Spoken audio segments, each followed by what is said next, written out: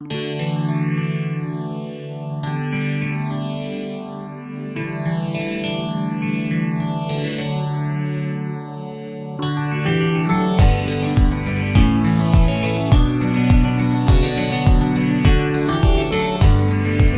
समय पहले की बात है। मथुरा में कंस नाम का एक क्रूर और दुष्ट राजा शासन करता था। उसने अपने पिता राजा उग्रसेन को भी बंदी बना लिया था। कंस की बहन देवकी का विवाह वासुदेव से हुआ। विवाह के समय एक आकाशवाणी हुई कि हे कंस, तेरी बहन देवकी का 8वां पुत्र तेरा वध करेगा। यह सुनकर कंस बहुत डर गया और उसने देवकी और वासुदेव को जेल में डाल दिया। कंस ने देवकी के सभी बच्चों को मार दिया।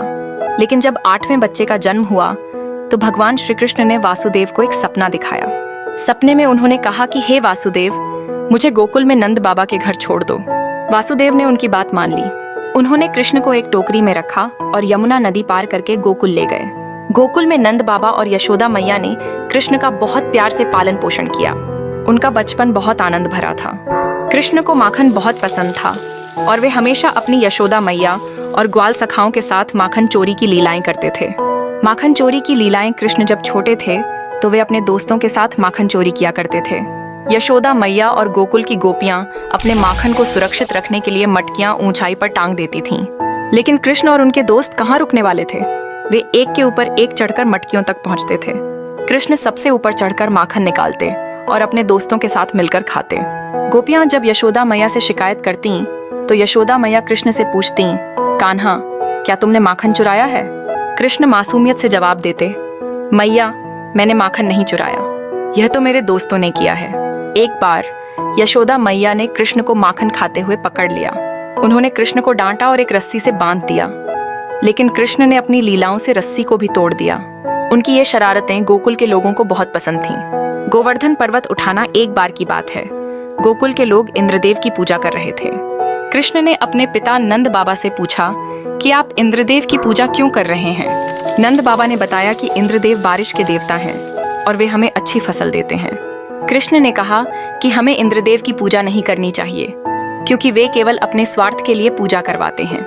कृष्ण ने लोगों को गोवर्धन पर्वत की पूजा करने के लिए कहा क्योंकि गोवर्धन पर्वत हमें हरियाली और पशुओं के लिए घास देता है। इंद्रदेव ने यह सुनकर बहुत गुस्सा किया और उन्होंने गोकुल में बहुत तेज बारिश की। गोकुल के लोग डर गए और कृष्ण से मदद मांगी। कृष्ण ने अपनी एक उंगली पर गोवर्धन पर्वत को उठा लिया और सभी लोगों को उसके नीचे शरण दी। 7 दिनों तक इंद्रदेव ने बारिश की, लेकिन गोकुल के लोगों को कुछ नहीं हुआ। अंत में इंद्रदेव ने हार मान ली और कृष्ण से माफी मांगी। इस घटना के बाद कृष्ण को गोवर्धनधारी भी कहा जाने लगा। पूतना का वध और अन्य असुरों का नाश जब कृष्ण छोटे थे तो कंस ने उन्हें मारने के लिए कई असुरों को भेजा। पूतना नामक एक राक्षसी सुंदर महिला का रूप धारण करके कृष्ण को मारने आई। उसने अपने दूध में जहर मिलाकर कृष्ण को पिलाने की कोशिश की, लेकिन कृष्ण ने उसे पहचान लिया और उसे मार डाला। इसके बाद कंस ने कई और असुरों को भेजा, जैसे शक्टासुर गाड़ी का रूप धारण करके आया था, तृणावर्त तूफान का रूप धारण करके आया था और बकासुर बगुले का रूप धारण करके आया था। कृष्ण ने अपनी अद्भुत शक्तियों से इन सभी असुरों का वध किया और गोकुल के लोगों को उनसे बचाया।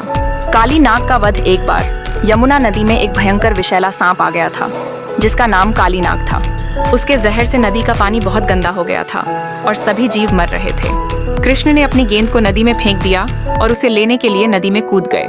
काली नाग ने कृष्ण पर हमला करने की कोशिश की, लेकिन कृष्ण ने उसे अपनी शक्तियों से हरा दिया। उन्होंने काली नाग को अपने सिर पर नचाया और उसे वृंदावन छोड़कर जाने के लिए कहा। काली नाग ने कृष्ण का वादा मान लिया और वह वृंदावन छोड़कर चला गया। इस घटना के बाद यमुना नदी का पानी फिर से शुद्ध हो गया।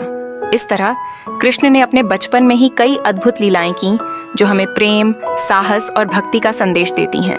उनके जीवन से हमें यह सीखने को मिलता है कि हमें हमेशा धर्म और सच्चाई के रास्ते पर चलना चाहिए।